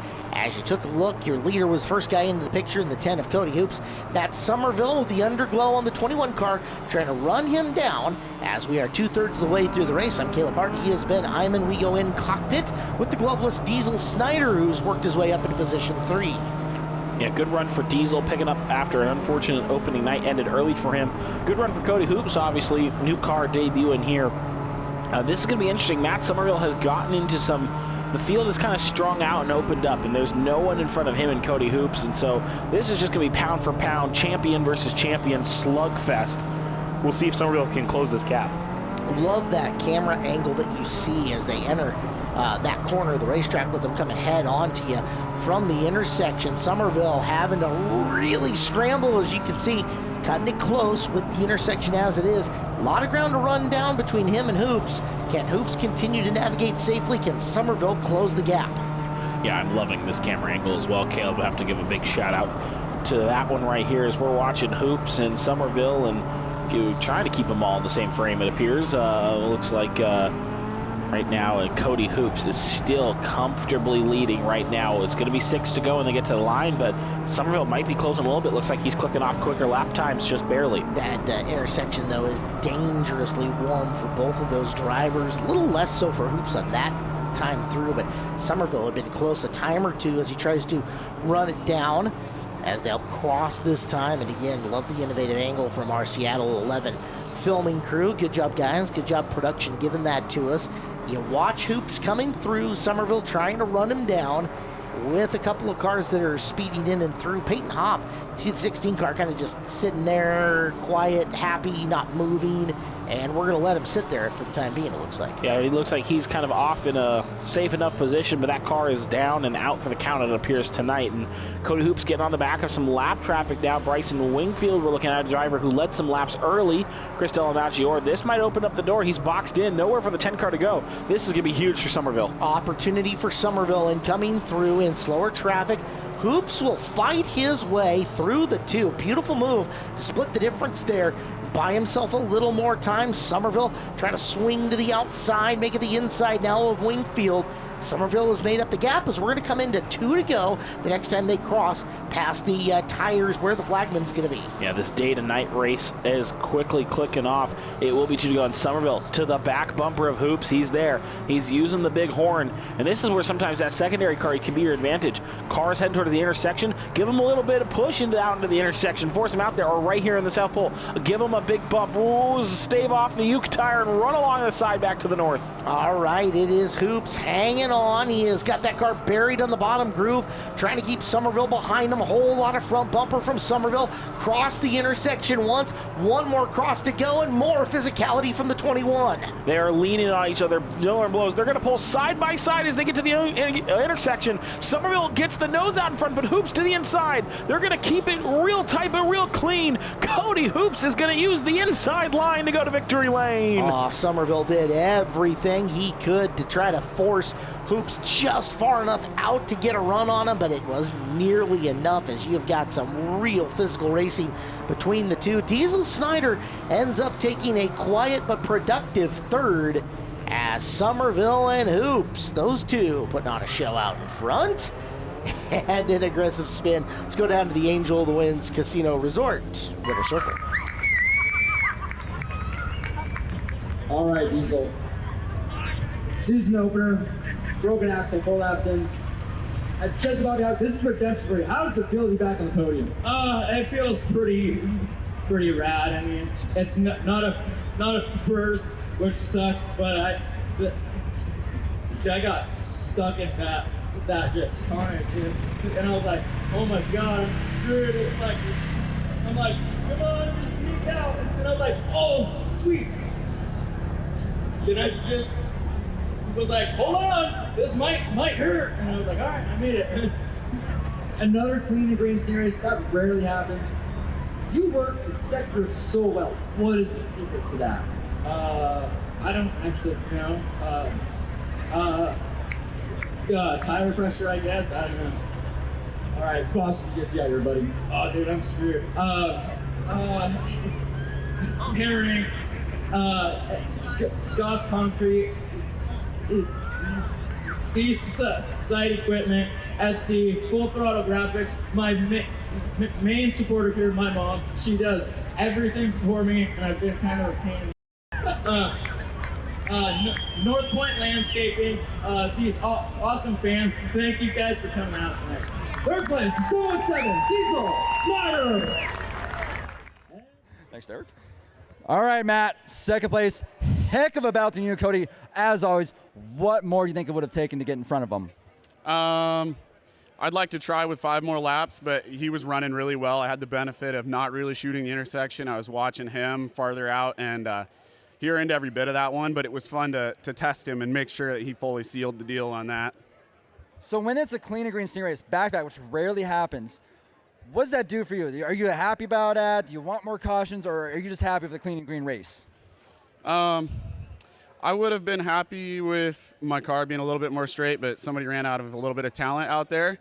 So that would have helped. But, yeah, it was still good. All right, sponsors gets you out here, bud. Airport Welding and Muffler, John Bender Racing, all my teammates, Cody Hoops, Riley Riddell, and just this class, getting a race with this class. I mean, it was a great show from where I was sitting, so I hope it was from up in the stands. There you go. Second place tonight, Matt Somerville. All right, Cody. Heck of a battle. Matt was breathing on your neck. When you're teammates, are you pressured or are you having fun out there? Extremely pressured. I got out early, got out in the lead early, and was feeling good. I was looking in the mirror. Where's Matt? Where's Matt? He started getting closer and closer, and there's a line of cars in the intersection, and I figured if I don't start shooting those cars, we're not going to get it. So started pointing the car, and thank you to the whole Stinger class for not hitting me, because they definitely hit the brakes for me.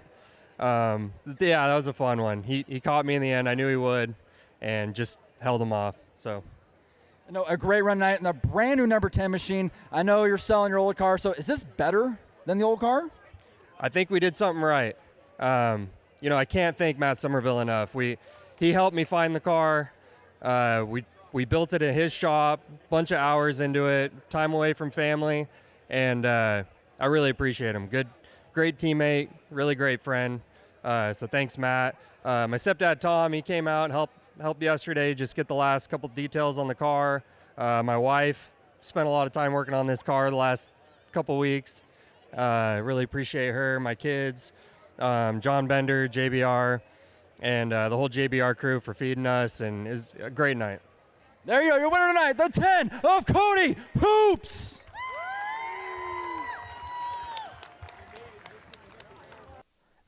Fantastic finish there between Somerville and Hoops. Hoops comes out on top. Those two had fun getting after that. And, well, all right, let's bring out the biggest boys and girls and the biggest toys as we are ready to go. Speedway Chevrolet Pro late models on the track here on FEENAUGHTY night on the raceway. Our starting lineup for this A feature. Chad Fitzpatrick is on the pole tonight in the 12 car out of Lake Stevens, sponsored by Trademark RCS. He'll start next to night number 1 winner Haley Constance in the 78 out of Snohomish, sponsored by Central Welding Supply.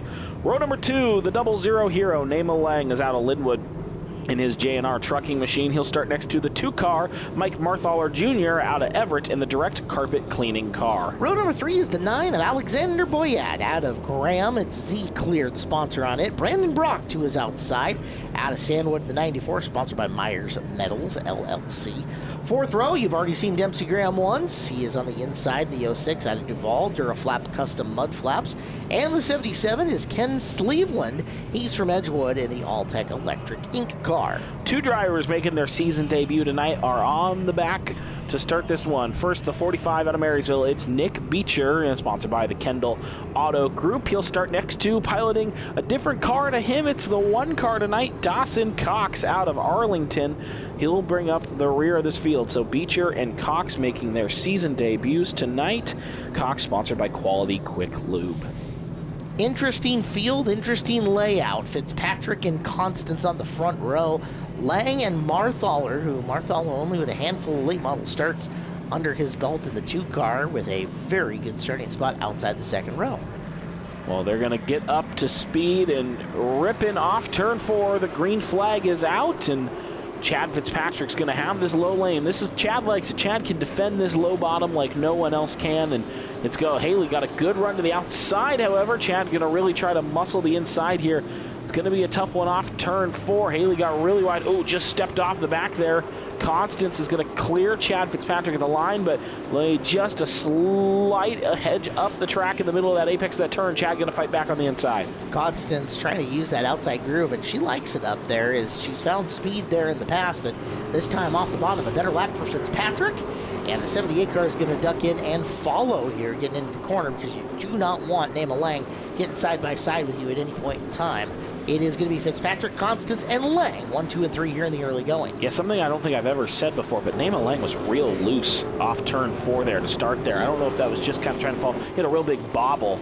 I think maybe just been kind of trying to follow through, just maybe trying to get these tires up to heat and kind of stuff. I don't think it's going to stick, Caleb. I think he's going to be just fine. But it's the first time I've ever seen like the 00 kind of start to wiggle a little bit in the middle of a turn. Well, he has some time to sort that out. It's a 50-lap A-main event here tonight for the pro late models. Remember, too, that Fitzpatrick has been off a couple of weeks here. Meanwhile, Constance and Lang both made a trip over to the Tri-City Speedway and competed in Apple Cup in pro late and super late model action. So they are a little, I don't know, more in rhythm than you would say, Fitzpatrick. More laps than Fitzpatrick in competition this year. Haley Constance, I think, currently leads everyone in the Northwest for laps turned in a late model.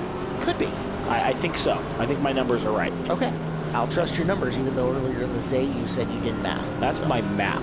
Ah, gotcha. Well, isn't your numbers adding? Well, Chad Fitzpatrick leads Haley Constance and Nema Lang as we are starting to take laps off quickly. These 3 cars have quickly getting away. We're not going to talk about my math no more. As, problems for Dawson Cox. The 1 car is taking to the access road. A season debut cut short early, Caleb. I want you to get a look, if we had stayed on the back shot there for Constance, and look how well that the Lang car was sealed off getting into the corners, as they've done a good job on the bodywork on the front of that car to maximize their aerodynamics. There's that look. Okay, so watch when Lang gets into the corner in the 00. See how low to the ground and just kind of hugging the racetrack that car is, other than that bounce that it has in the suspension. When it's right, that is max aerodynamics and the best job of cutting through the air and reducing drag as you can possibly be. And that's the idea. You see those cars that are down to the ground, not a lot of distance between the racetrack and the bodywork. That is a well-done bodying job by Nema and his crew. Yeah, that 00 is been quick. It was an unusual opening night for Nema. Couldn't quite get to Haley. As now the 77, the lap car is up the track. Oh no, Fitzpatrick pinned to the outside. Walking through the door goes Constance and Lang. Into the lead goes Haley. Chad Fitzpatrick dropping to 3rd in the middle of a couple of corners. Nowhere for the 12 to go. Oh yeah, I mean, a mistake coming into lap traffic for Chad. Normally you wouldn't see him leave the bottom, but he closed that gap on Sleveland so close, and the blink of a moment decided he might try to get around on the outside of him. Well, Sleveland washes up racetrack, and hello lead, thank you gift horse. Haley Constance out and in front.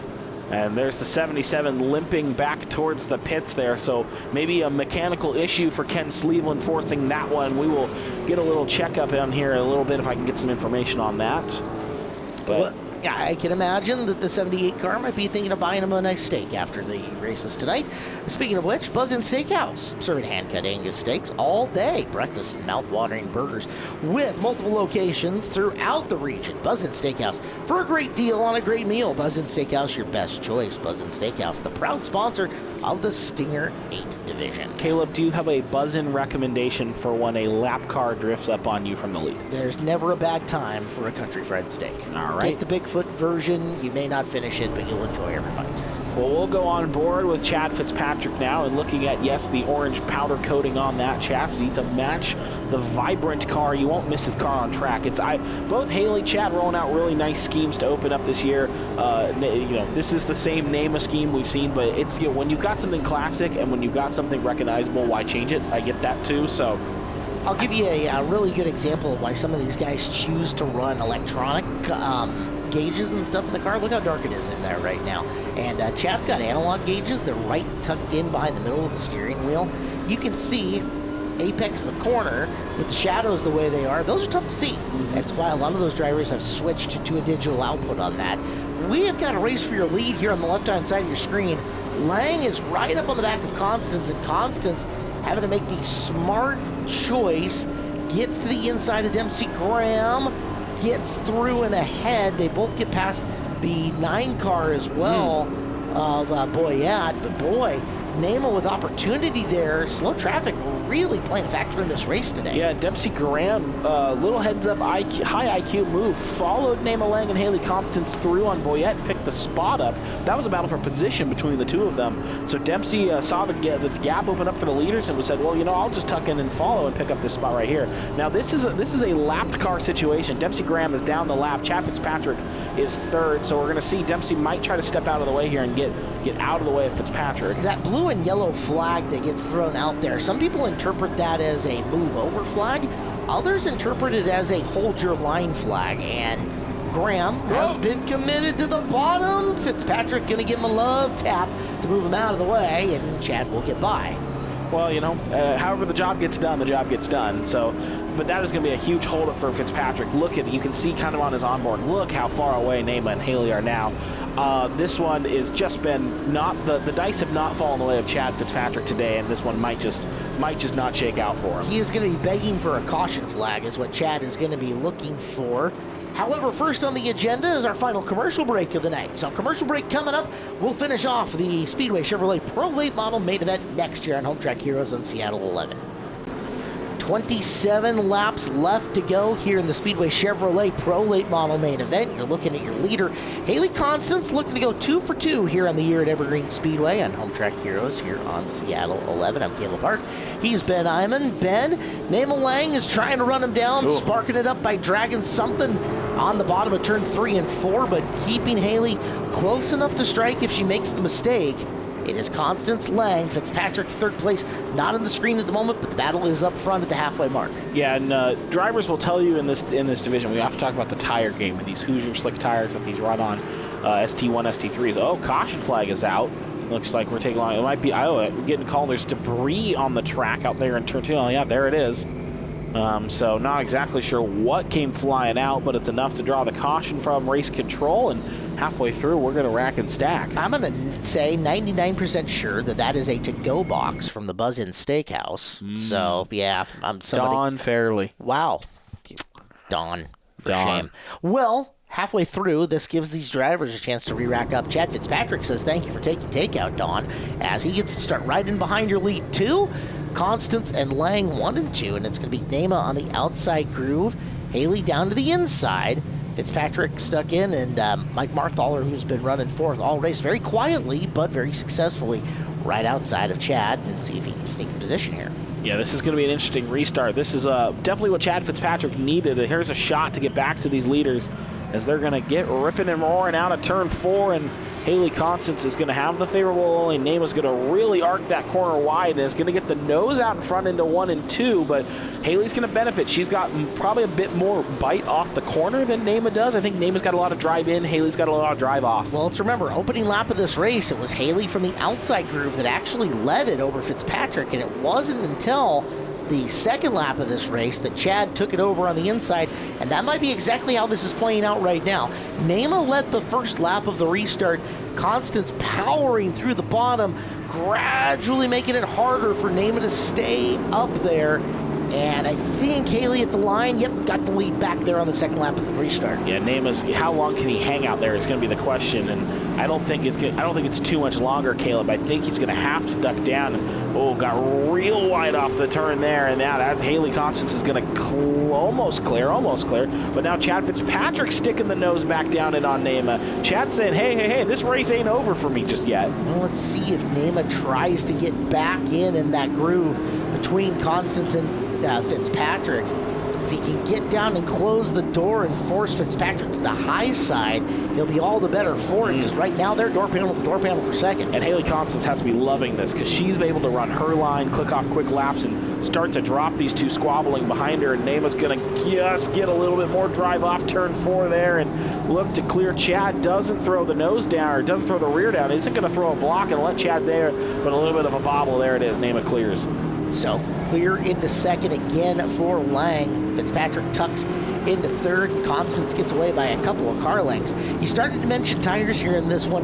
One thing working to the advantage of all of these drivers, at least out in the front of the field, only 50 laps tonight, not high temperatures on the racetrack when they hit it, so might be able to go full out for even longer on this without having to worry about burning it up. Yeah, the other thing I was going to mention, with this only being a 50-lap feature, conservation won't be as big for these drivers. It's going to be the hammer's going to come out from the drop of the green as Dempsey Graham is around in turn 2, and that's going to draw the caution flag out right in front of the leaders right there, and the caution lights will come on. Graham around in turn 2 with the 06. We'll take a look at how he ended up out there. You saw it happen in real time, but we'll get the replay look from our Seattle 11 crack film crew. Watch him coming into the corner and can see the exhaust and the backfire coming there as he is, applying throttle, off the throttle, etc. And around. Dempsey learning. He's had a good run tonight. He's had a good night overall, but, there's going to be things to pick up on. Late model's a lot different than a Hornet. It is a lot different than a Hornet. Dempsey told me after night number 1, Caleb, he ran all the laps. The car went back up on the trailer. Tonight, he's hoping to run all the laps and then for the car to go back up on the trailer. He's got the rookie stripes on. He's got to learn, and he's aware of that and is, I think, taking the smart approach to racing out here. Might be missing a little rubber, but no big deal on that one. Beecher has gotten Marthaler for 4th. Marthaler will sit in position number 5. And there is Graham, 6th in the 6 cars. We're back to action with 18 to go. And this will be another chance for Nema to get the jump on the outside on Haley. Oh, maybe a little problems for Chad. Did not quite get the fire off. Here's Nick Beecher. He's going to get up into the 3rd.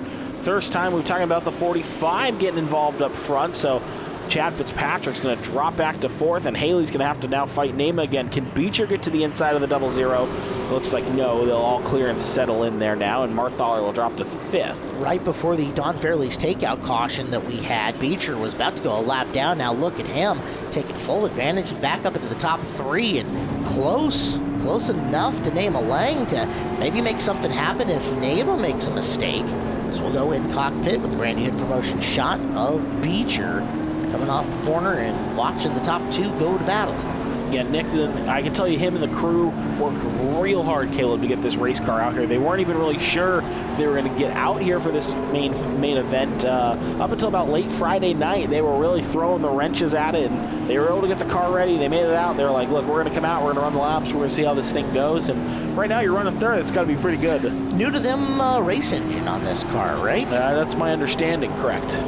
Well, working the bugs out and looking pretty good is Nick Beecher right now. We'll continue to be in cockpit with him as we watch Constance enjoying a couple car length lead, but not any longer over Nema Lang. Now, this is one thing with Haley. We know that she will conserve, and that is part of the plan that we have seen out of the 78 car time or 2. So we got to pass for 3rd. Fitzpatrick underneath Beecher for the spot.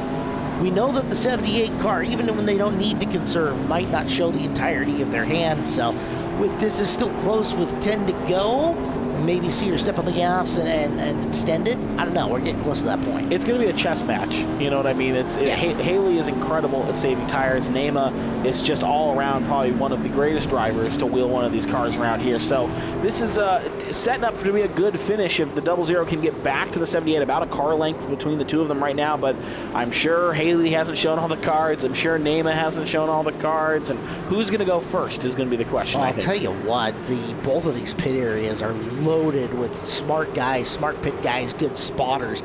As let me take a second to thank the longtime sponsor, Speedway Chevrolet and RV Center in Monroe, your one-stop transportation and RV center. From new vehicles to pre-owned cars and trucks, Speedway Chevrolet can locate nearly any make and model. You're searching for Speedway Chevrolet, and they have been a proud sponsor of Evergreen Speedway and the NASCAR Pro late models for over 25 years. Well, here we go. We're into single digits right now. Nema Lang has closed in on Haley Constance, about half that gap where it was. He's definitely clicking off quicker that time. The 00 is faster than the 78, and he's there. The 00's to the back bumper of Haley Constance. No contact there, but Nema has arrived. Here we go. With 7 to go this time by, Constance and Lang into the corner. Haley just got that door shut right on the back. Love this back cam, and you're going to watch Lang get into the corner and go searching for any little weakness in the Constance defense. And these drivers are incredibly respectful of each other. They're going to race each other hard, but they're not going to race each other too aggressive or dirty. So, Neyma's going to give Haley some bumper and let her know that he is there, but he's not going to step that line. So 5 to go right now. Oh, Constance picking it up a little bit more. Look at that gap down the straightaway. You say that now. However, the year before you got here, there was a string of about 2 to 3 races in which the Lang and Constance cars definitely swapped more than a little bit of sheet metal in between them. So it hasn't always been that way, and it doesn't take a whole lot to get back that direction as we continue to see Haley try to stretch, try to get a little more breathing room over Neyma. That way, even if there is a small mistake, she'll have that gap in which she can recover and try to keep that lead. Yeah, Neyma's sending the car so deep into the corners. 3 to go now. Look at how much the 00 is closing in. There's the bumper from the back of Haley, and it takes a couple laps to set up a move. So, Neyma's going to have to maybe strike here. Oh, almost tried to get there. Couldn't quite make it work in 4. 78 car is making it very, very wide down the straightaway. You can see her as she comes off of the corner.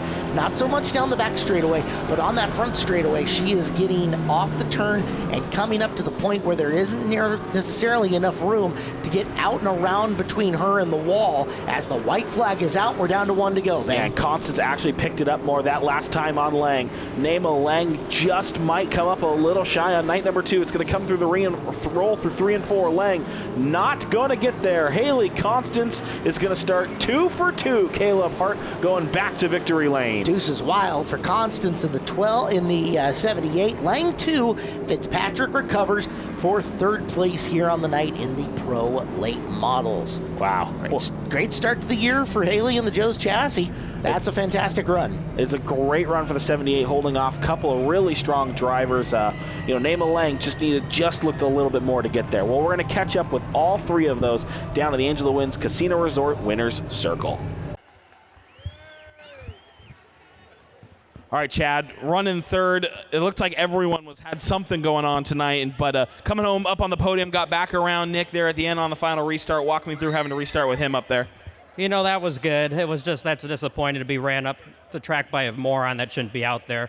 So that's pretty disappointing to have a lap car just ruin your night like that. But you know what? It was not, everyone else races clean out here. I got to thank my sponsors, Mazda of Everett, Trademark RCS, Powder Coating Inc., all the crew. We all carpooled out here. The fans, thank you. Chad Fitzpatrick, 3rd place tonight, driver for the 12. All right, Neyma, consistency is oftentimes the name of the game. Another podium here for you. What more? It seemed like you and Haley were throwing blows there at the end, trying to get the car to her. What more do you think you needed to get around her? We were both evenly matched. It's so hard to pass when both cars are equal. She was beating me on the drive off, but, 50 laps, so you got to move quick. But it was a fun race, good race. Congrats to her 2nd win today. And who do you want to thank for helping you get out here? Yeah, J&R Truck Rentals, Lang Auto Sports, MJ's Auto Transport, and DeYoungInc.com. Neyma Lang, 2nd place tonight in the 00. All right, I'm brace for impact. And your race winner, driver of the 78, Haley Constance.